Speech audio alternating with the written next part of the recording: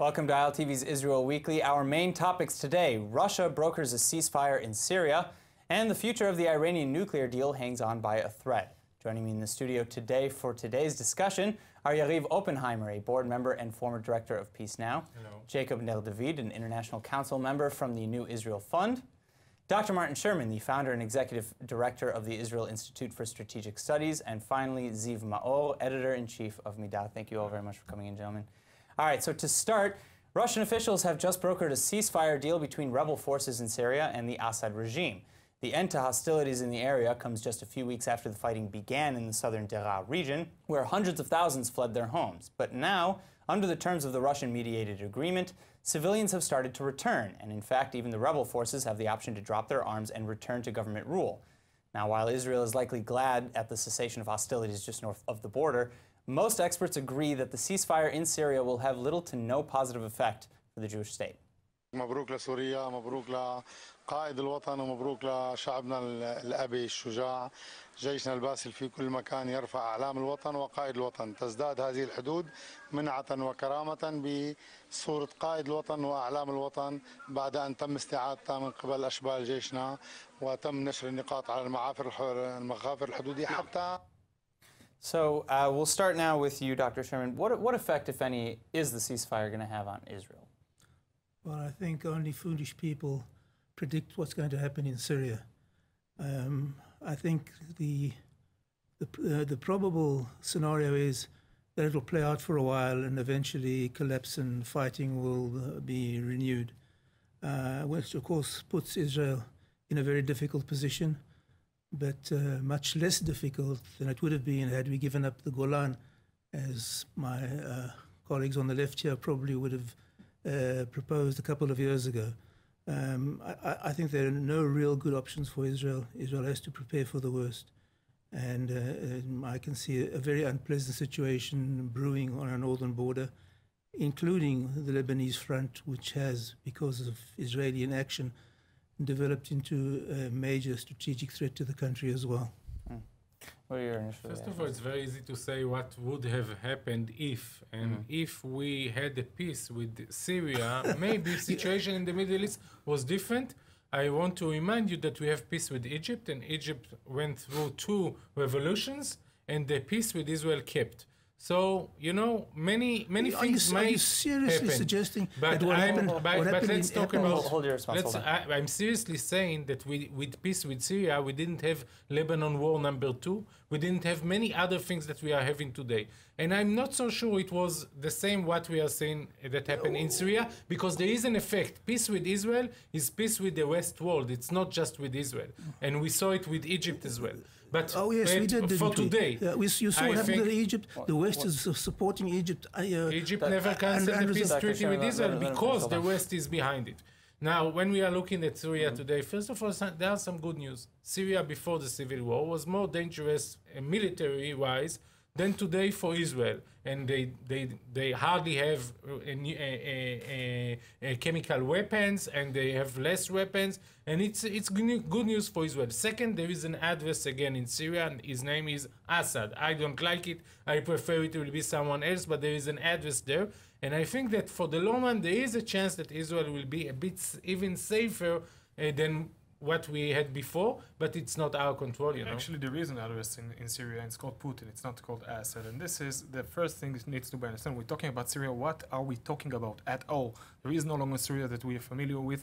Now, this terminology, using the term ceasefire in the current context, is completely absurd. The fact is that the West, and mainly Russia, needs to take initiative and start recharting and redrafting the borders between the various tribes and interests within what used to be Syria as for not so long.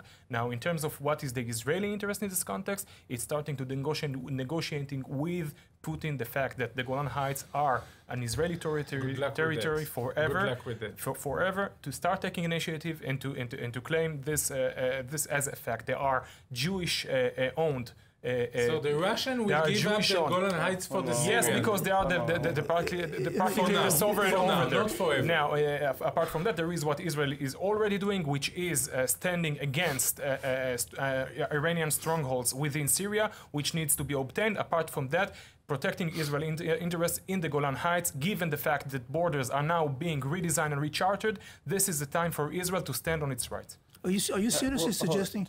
Jacob Nilman, I'd like to hear from you. No, I just wanted to disagree, but I completely agree that we need to call upon Putin, who I think slowly the world is realizing how deep into Syria Russia has got. It's been a subtext. Courtesy of Obama, by the way. But it's been a subtext all this time. I think now that Russia has come out to the fore and said, yes, we are a force in Syria, physically and also politically, of course we should be calling upon Putin from a voice of moral conscience to do whatever they can to stop bloodshed. So that's number one.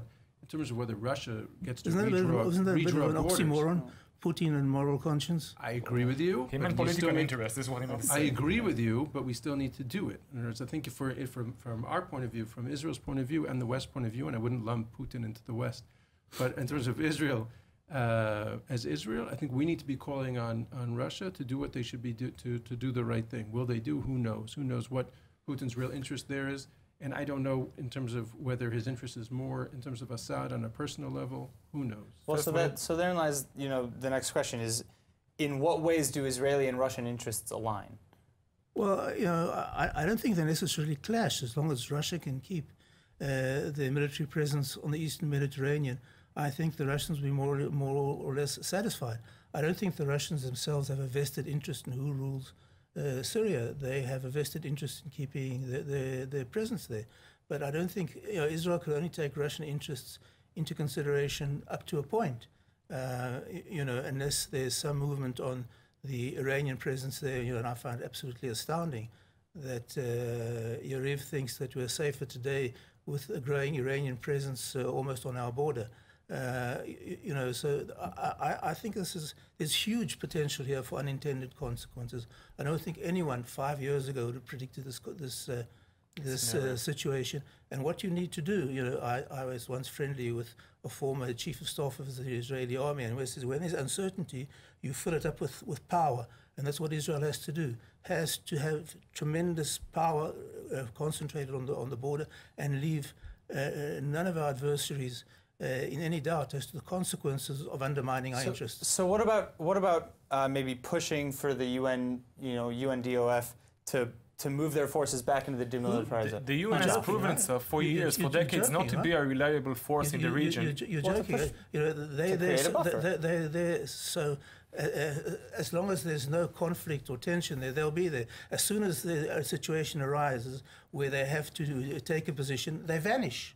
The address now for the security of Israel is also Russia, and it should be our demand that we will have security. And again, I'm not joining this feeling of weakness. I think that we are stronger today than we was before because our enemy is weaker. However, 150,000 missiles trained on Israeli population centers. This was before, and I have to say that the fantasies that now we have Putin occupying Syria, and on behalf of the Syrian people, he will be ready to recognize that the Golan Heights are part of Israel. Well, so what about Iranian encroachment? Because that's something you suggest giving up the Golan? Well, so what about Iranian encroachment? Because that was something that was I raised have to earlier. give Netanyahu, our prime minister, the credit that he is handling the Iranian presence in Syria very well, taking risk but not too much risk, and has success. And I think that eventually the message was coming through, and we have address in Russia, and Netanyahu has the credit for that. We have to say it. But to think that politically now the situation has changed and the Golan Heights belong today to Israel and that's the end of the story, it's not serious. And I will tell more than that, because I'm not need to be re-elected. I can say what I believe in. One day, if there will be an address in Syria talking about peace treaty the same that we have today with Egypt, we will have to deeply consider it again. Because peace with Syria is not just with Syria, it's also with Lebanon, it's also dismantle of Hezbollah. Why? It's strategic. Why? Because of the same reason I agree with that it. What they the Golan signed a Heights has peace to do treaty with with it? Egypt. Why is the premise that in order to achieve peace with whoever in Syria that has control, the Golan Heights needs to be euthanized Because and you are needs to coming be back ethnic to the cleansed in international order to give because it to of the international law. The international because- law says that it's a part of the That's- land of that's- Israel. that's- This is I what don't know this part of the San Remo international law. Committee One at a time, 1923 gentlemen, one at a had time. decided where the border goes and including not only the current Golan So Heights but convince east.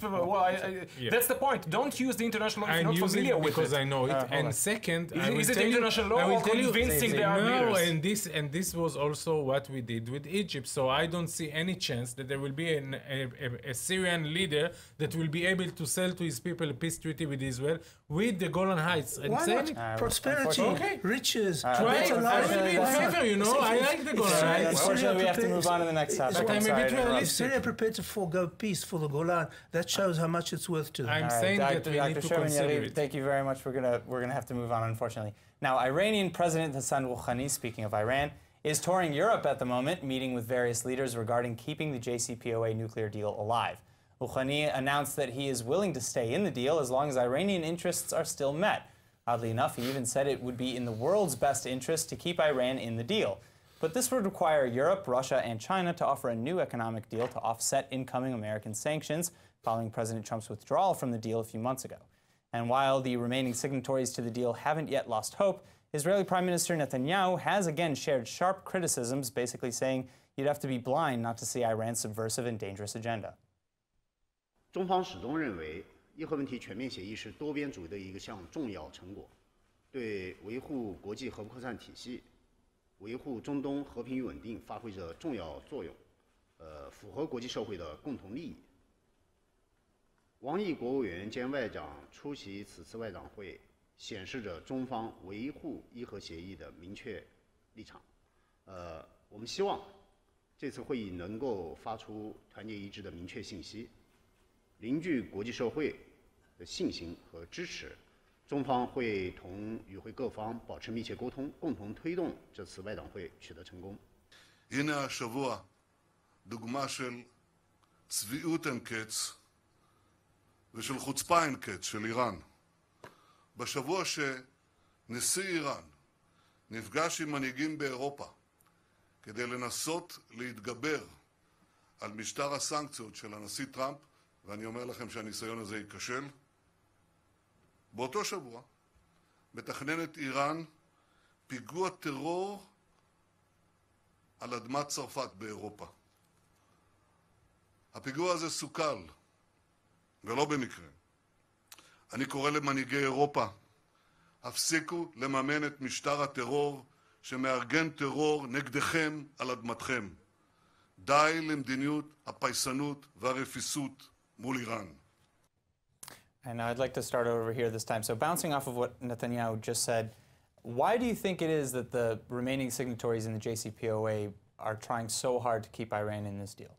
I think they're trying to keep a deal continuing that they see some life to, specifically on the nuclear issue. And I think what we should be doing, what I think Prime Minister Netanyahu started to do, and I think wish he would do it much more, is to focus people's attention on the remaining long list of very horrible things that Iran is doing around the world, and can apply sanctions just on those. But in terms of the nuclear deal, the same way that in North Korea there's a focus on the nuclear issue and putting aside other things for the moment, talking about in terms of the Trump administration, I think very similarly people are saying focusing specifically on the nuclear deal, let's keep this deal in place. But isn't it naive to think that, you know, the nuclear deal exists in a vacuum outside of other Iranian aggressions? Of course it is.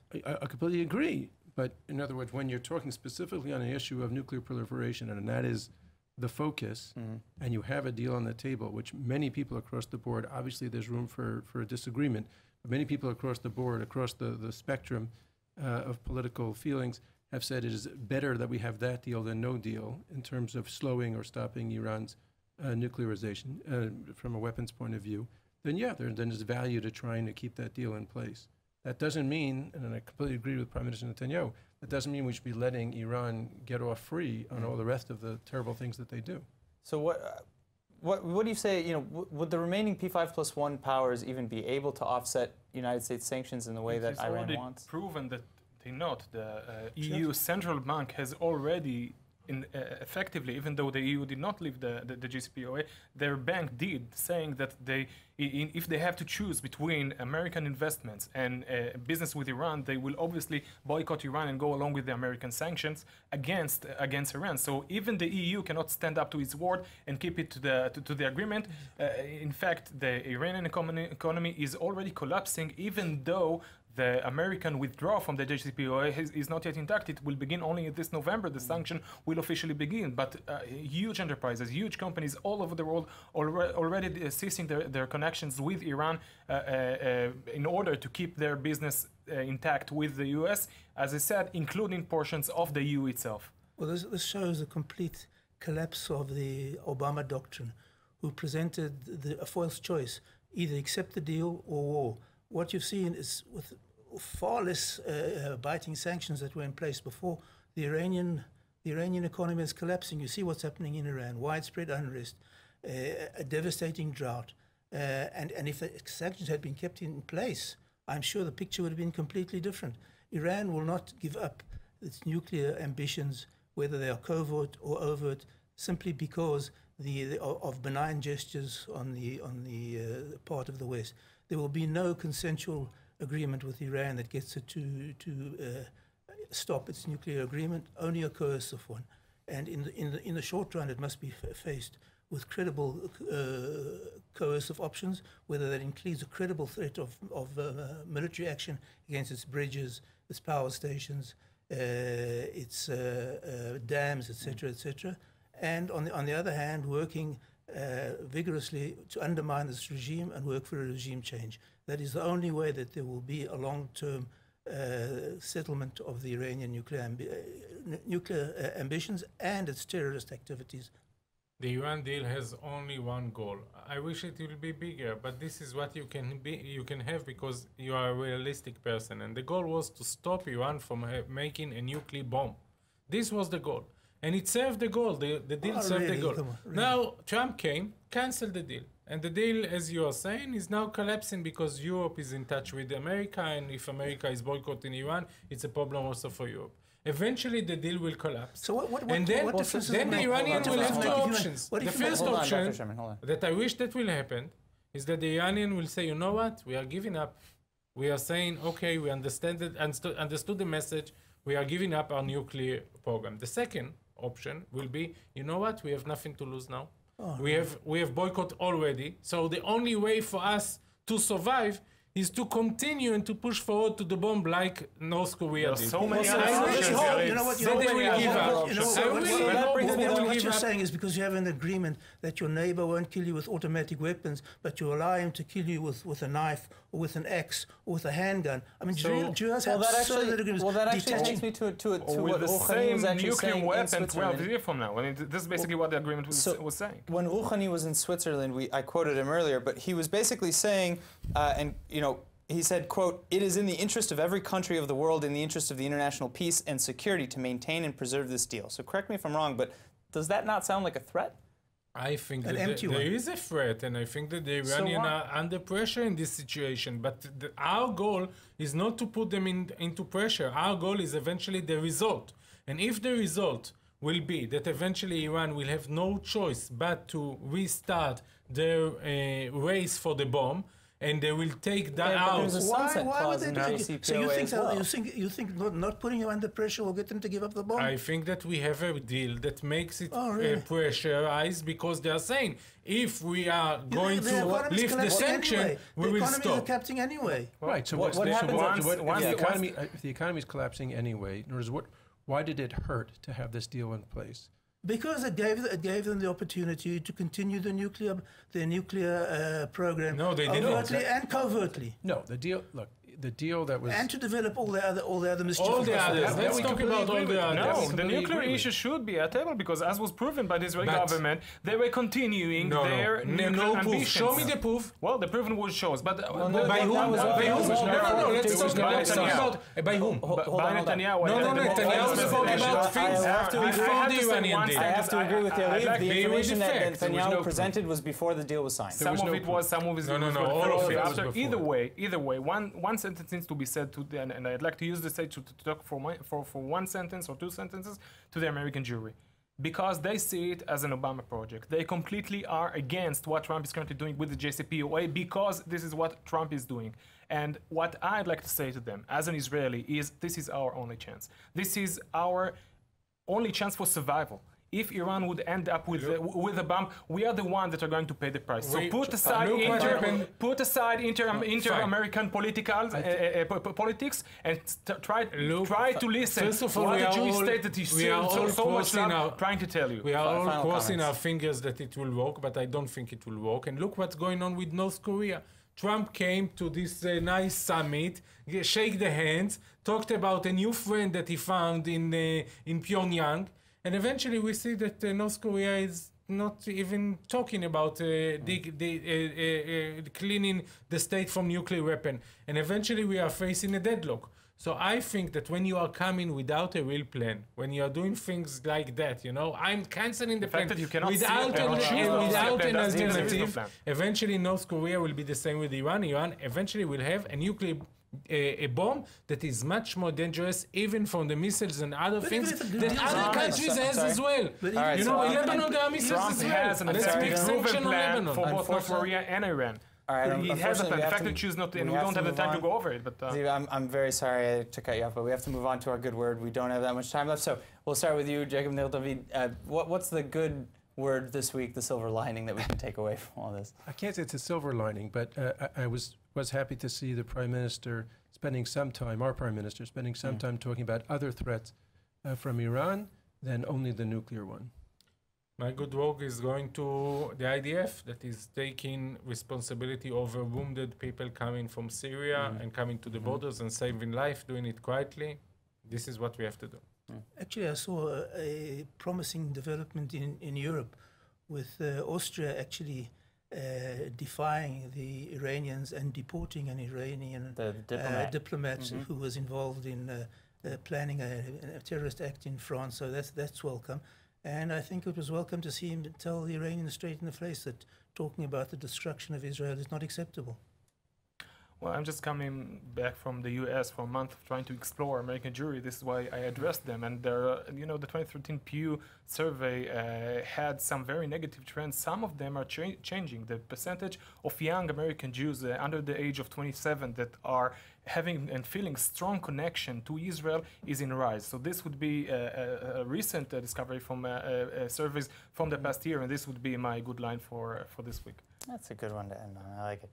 All right, that's unfortunately our time today for ILTV's Israel Weekly. Again, I would like to thank our guests, Yariv Oppenheimer, Jacob Nir David, Dr. Martin Sherman, and Ziv Maor for coming in. And of course, thanks to all of you for tuning in. Remember to follow us on Facebook at Israel English News and on Twitter at ILTV News. I'm Aaron Porras, and we'll see you next week.